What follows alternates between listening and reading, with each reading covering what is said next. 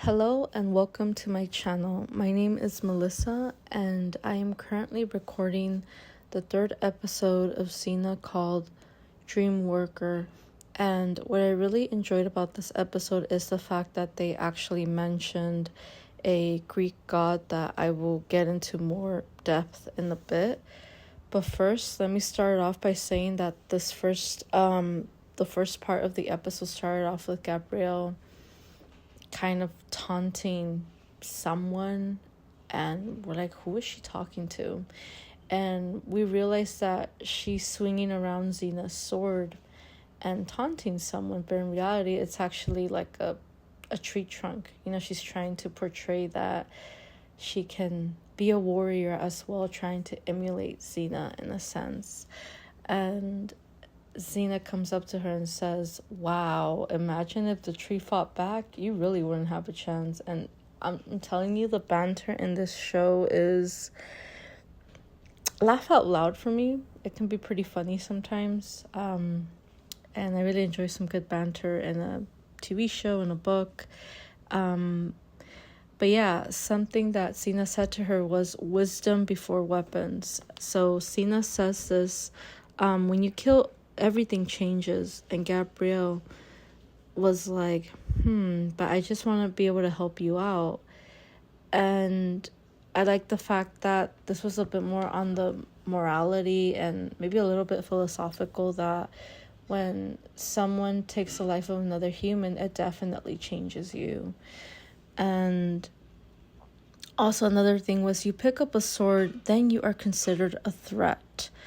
So definitely we also come to a point where there are these bandits, or they call them highwaymen, thieves. Basically, they were trying to steal the things from Xena and Gabrielle, and of course Xena fought them off, and some of them died and probably some ran away or something. But I'm like, wow, what a really impactful first part of this episode.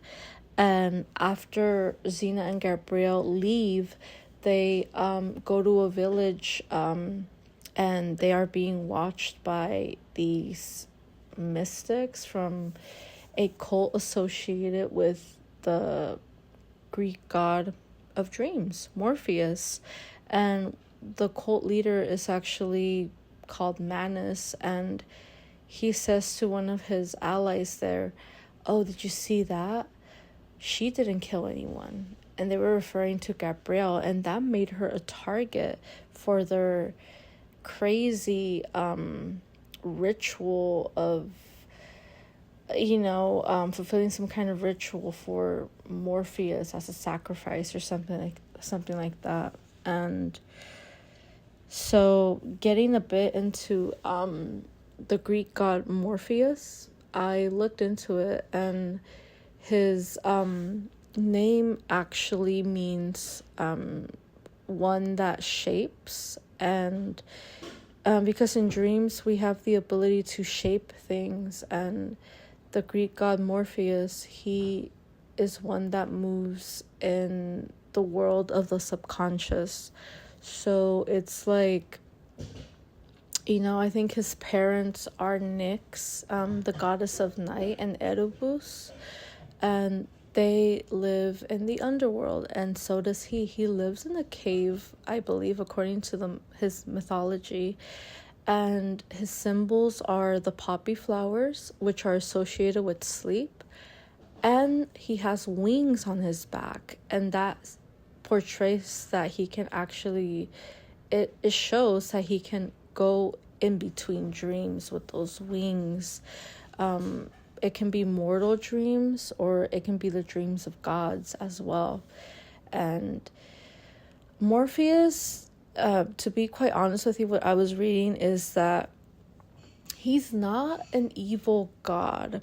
He might be more on the neutral side, but he has been a participant in some of the schemes. For example, Hera, I think she ended up getting his help concerning Zeus, because if you know Zeus, he is a womanizer and he has many affairs, and Hera tries to thwart these affairs, and she had Morpheus help her out with Zeus, and not to get into that because anyways. And there's a beautiful artwork. It's a painting by the artist Jean Bernard Rousseau. It's French, so forgive me if I butchered the pronunciation. I do not speak French that much. I did learn it in school, but I didn't keep up with it. But yeah, so this artist, Jean Bernard, he ends up painting Morpheus kind of like in his own way and in his style. And we see Morpheus kind of like, he has his wings on his back and he's just laying there, and he's surrounded by these beautiful poppy flowers. I'm like, wow, what a really beautiful painting. And he's, he has no clothes on. Only his wings are covering him.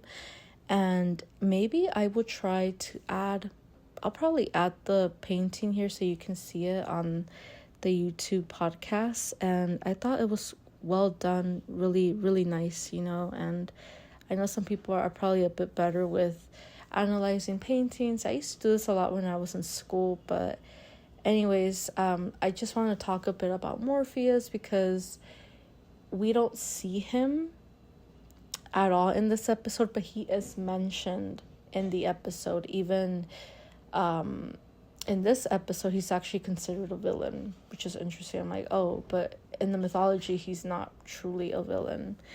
Anyways, moving on. And so getting back to Xena and Gabrielle, they go into the village, and the village is associated with the mystical cult, right? The mystic cult of Morpheus.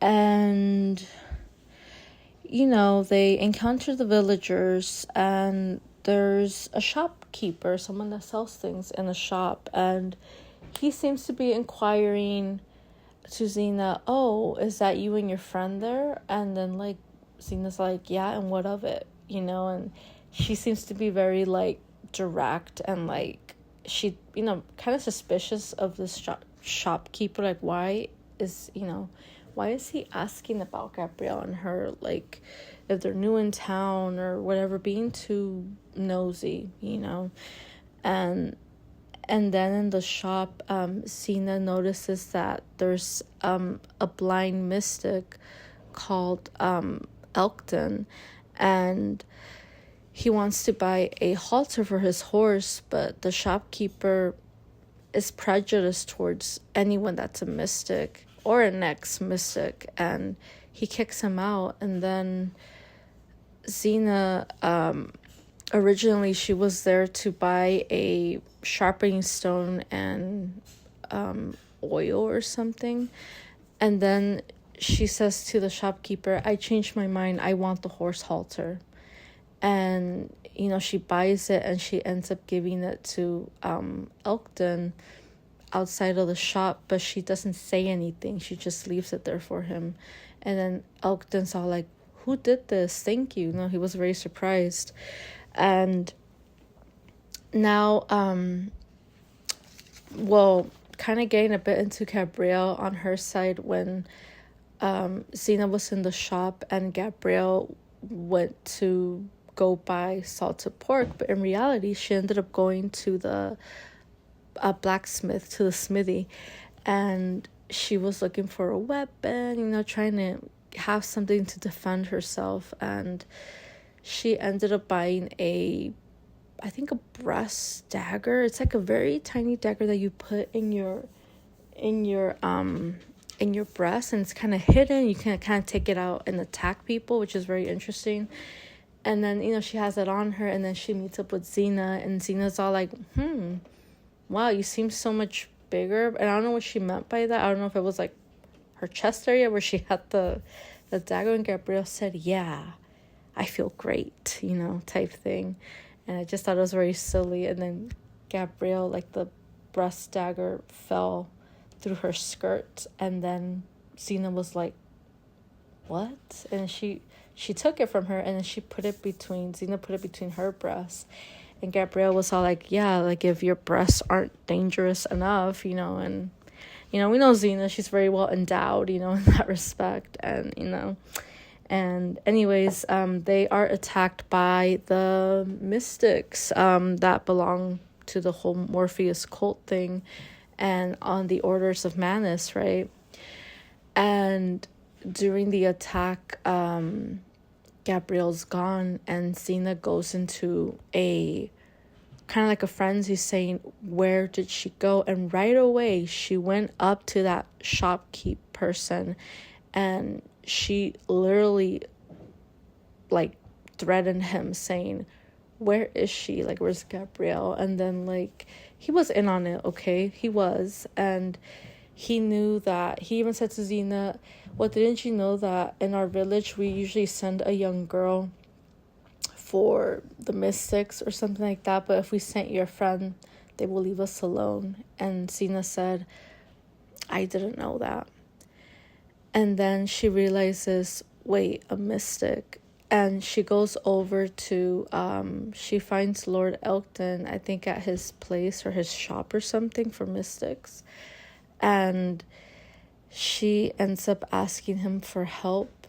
And then he says to her, oh, I saw you in a vision, or that a woman with a very dark past and a very strong woman will come and she will help us.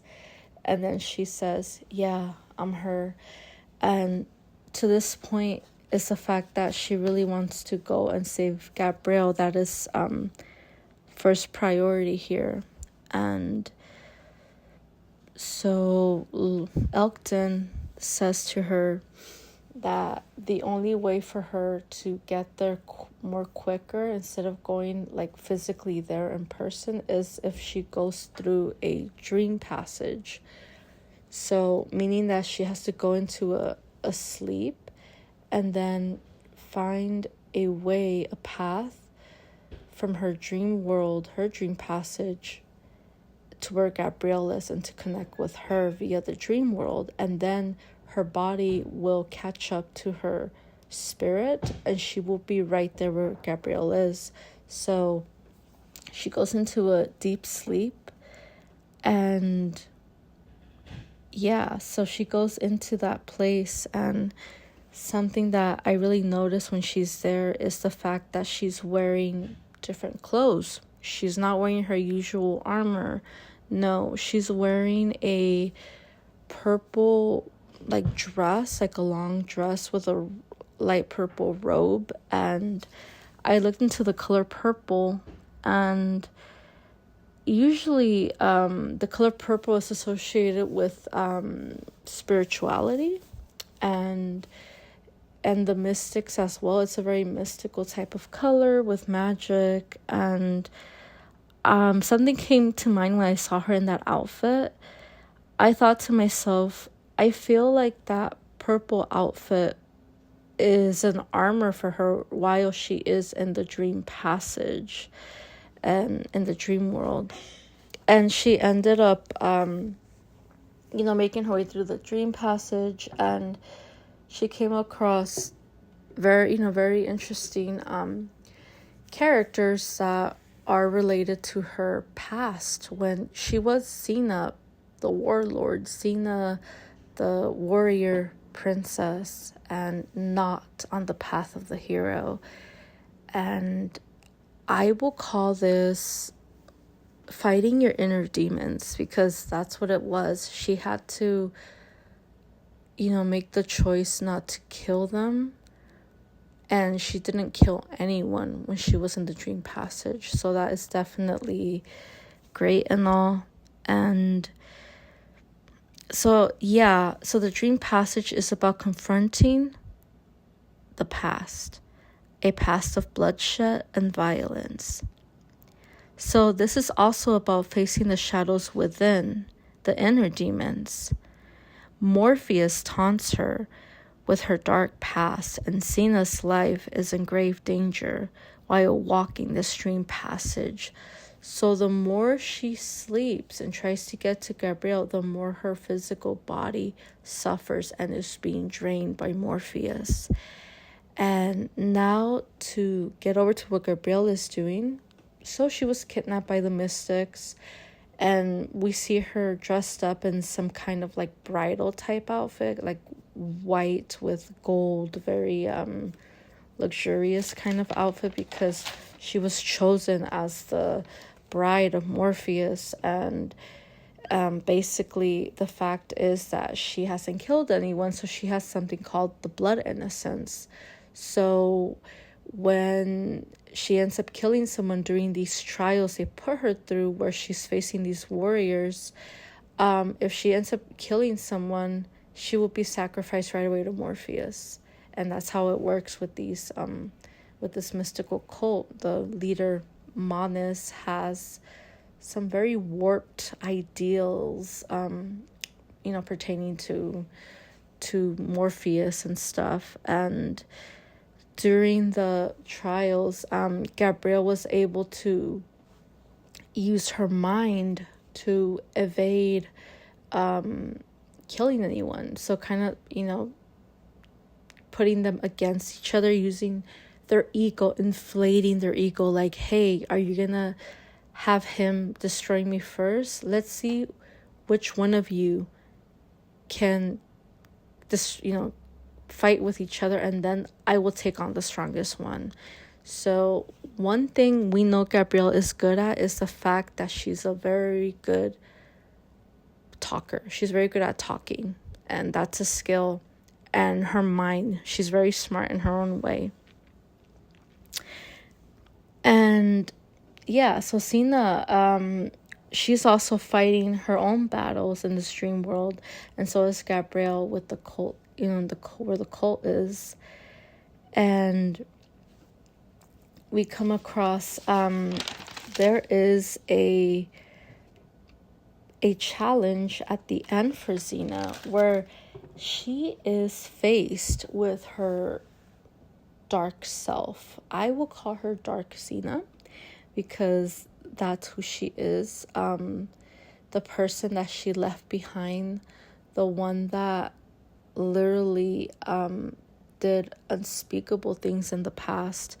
And Xena realizes, you're the key to the stream passage and for me to get through to Gabrielle. So she ends up finally facing her fears of the past head on, and she grabs Dark Xena and she throws her against the door, and it smashes open, and Xena's soul and her body are transported right where Gabrielle is. And it was literally right at the nick of time, because Gabrielle, she almost killed someone because she was being forced at a close proximity with one of the warriors, one of the mystic warrior cult members.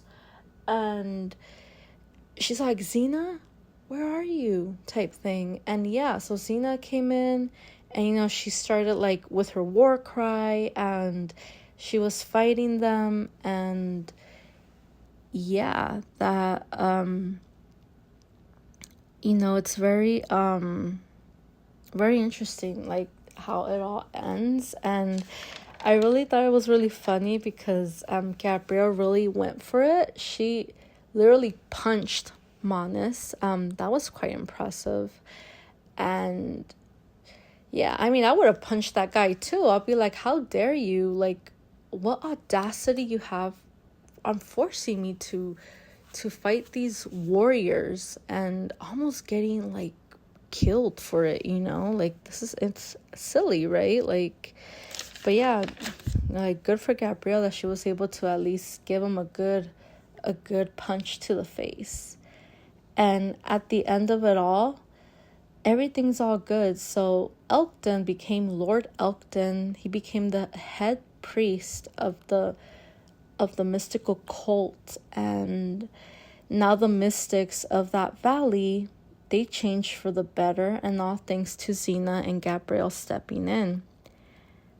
As for Xena, she gained a new ally, being on the side of good can also be helpful, because you can gain allies and friends along the way on the journey. And after her ordeal in the dream passage, she will sleep better, less nightmares, since she's done inner shadow work, meaning that she was able to conquer the dark Xena within her. And now, hopefully, sweet dreams. And then there is something that really stuck out to me. It was the fact that Gabrielle was waiting by a pond, and Xena said to her, "Look at that water surface. Do you see how still that is?"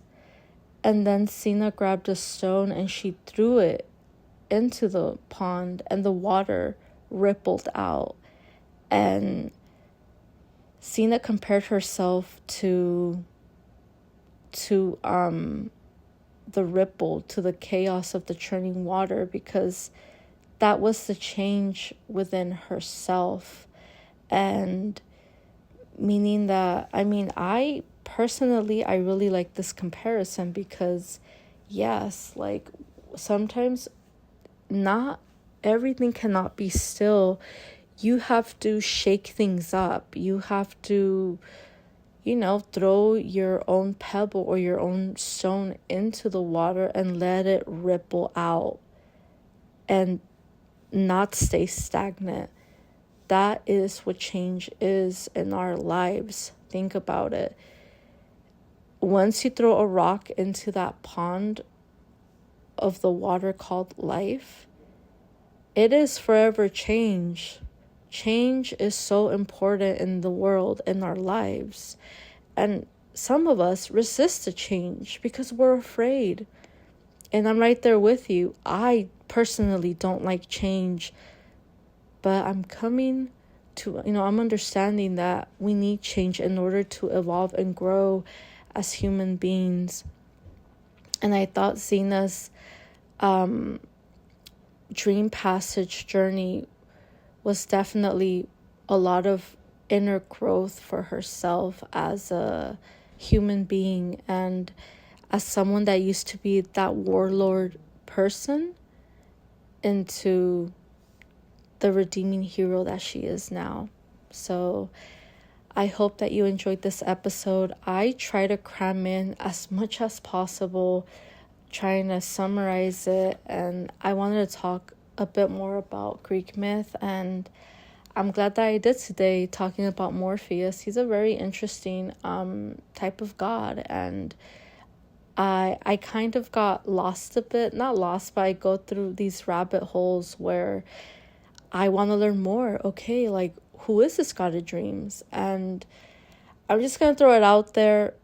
If you've seen the show, God, what is it called? It's on Netflix. It's called, I can't remember, but there is a character called Morpheus, and he has other symbols associated with him, like sand, a red ruby, like a helmet thing.